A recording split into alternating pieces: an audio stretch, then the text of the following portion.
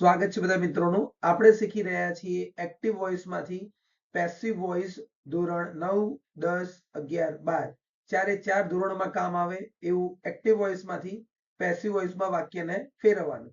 તો સૌપ્રથમ એક્ટિવ વોઇસના વાક્યો કેવા હોય છે? શિલ્પા ભોજન બનાવે છે, તે વાર્તા કહી રહ્યો હતો, અમે રવિવારે બજારની મુલાકાત લઈશું, તેમણે જૂનો પુલ બાંધ્યો, સર્વન્ટે ગ્લાસ તોડ્યો છે. આ બધા એક્ટિવ વોઇસના વાક્ય છે.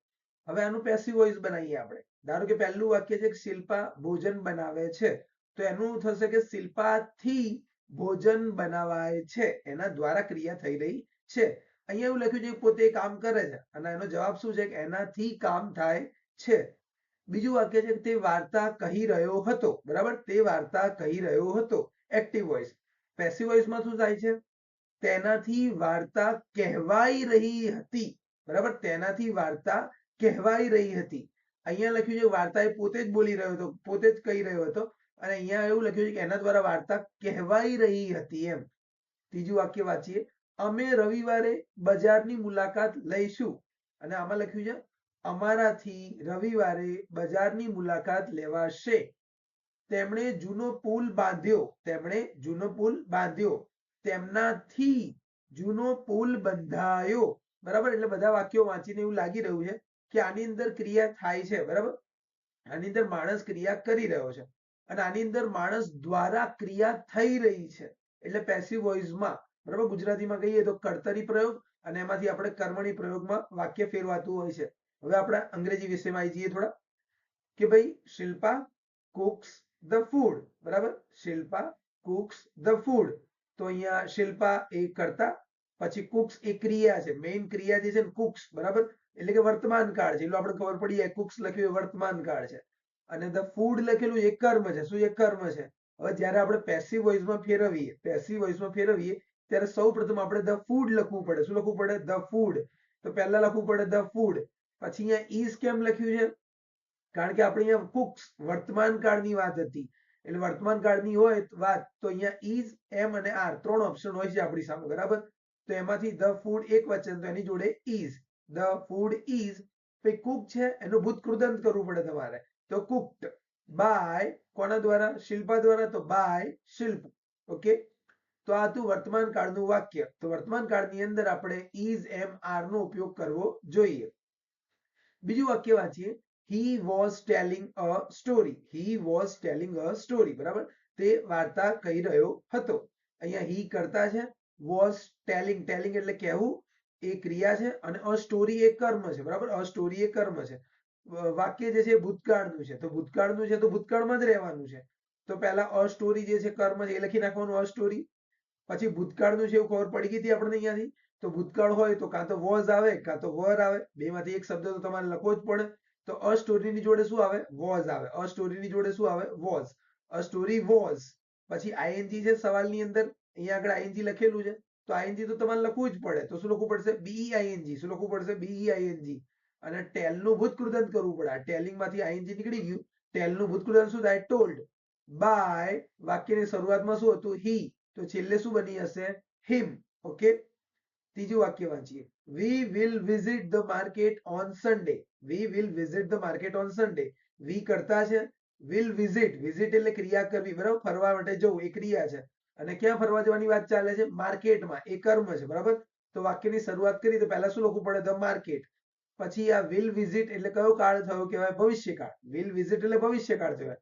બરાબર, તો શું લખવાનું? જવાબ લખતી વખતે will ની જોડે શું લખવું પડે? be લખવું પડે. બરાબર, can હોય તો can be, will હોય તો will be. બરાબર, would હોય તો would be, should હોય તો should be, must હોય તો must be, may હોય તો may be, might હોય તો might be.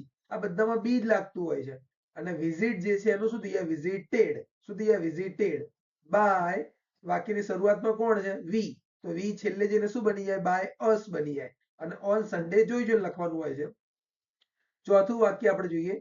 they built the old bridge. બરાબર, હવે અહીંયા આગળ built એ ભૂતકાળનો શબ્દ છે. કહ્યું કે build એ વર્તમાન કાળ કહેવાય. શું? build વર્તમાન કાળ કહેવાય.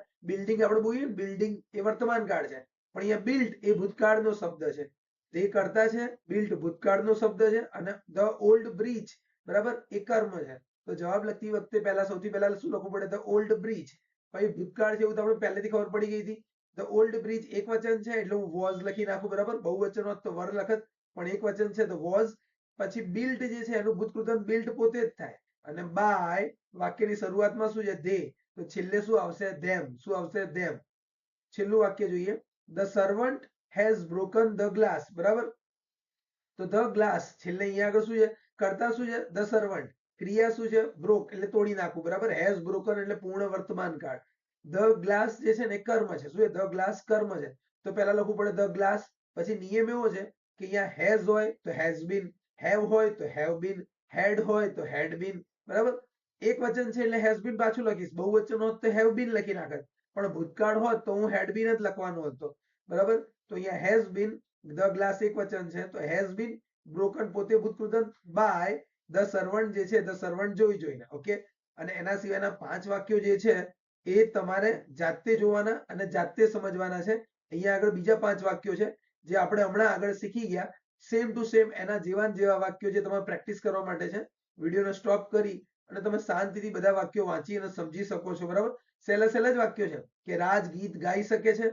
રાજથી ગીત ગાઈ શકાય છે, એનાથી ગીત ગાઈ શકાય છે, બરાબર. ઇંગ્લિશમાં વાક્ય લખેલા જ છે. રાજ કેન સિંગ અ સોંગ. તો શું આવશે? અ સોંગ કેન બી સંગ. આપણે હમણાં જ વાત થઈ. કેન ની જગ્યાએ અહીંયા આગળ વિલ લખેલું હોય તો વિલ બી લખવાનું. શેલ લખ્યું હોય તો શેલ બી લખવાનું. કેન લખ્યું હોય તો કેન બી લખવાનું. મસ્ટ લખેલું હોય તો મસ્ટ બી લખવાનું, બરાબર. વુડ લખ્યું હોય તો વુડ બી લખવાનું.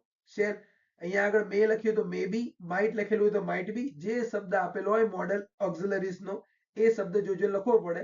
એની પાછળ તમારે બીઈ લખવું પડે. શું લખવું પડે? બીઈ લખવું પડે. અને સિંગનું ભૂતકૃદંત સંગ, સિંગનું ભૂતકૃદંત સંગ, બરાબર. અને બાકી તો આપણે નિયમ જાણીએ જ છીએ. આ વાક્ય the gardener was watering the plants. The gardener was watering the plants. આ શું છે? ભૂતકાળનું વાક્ય. અને આમાં આઈએનજી બી છે.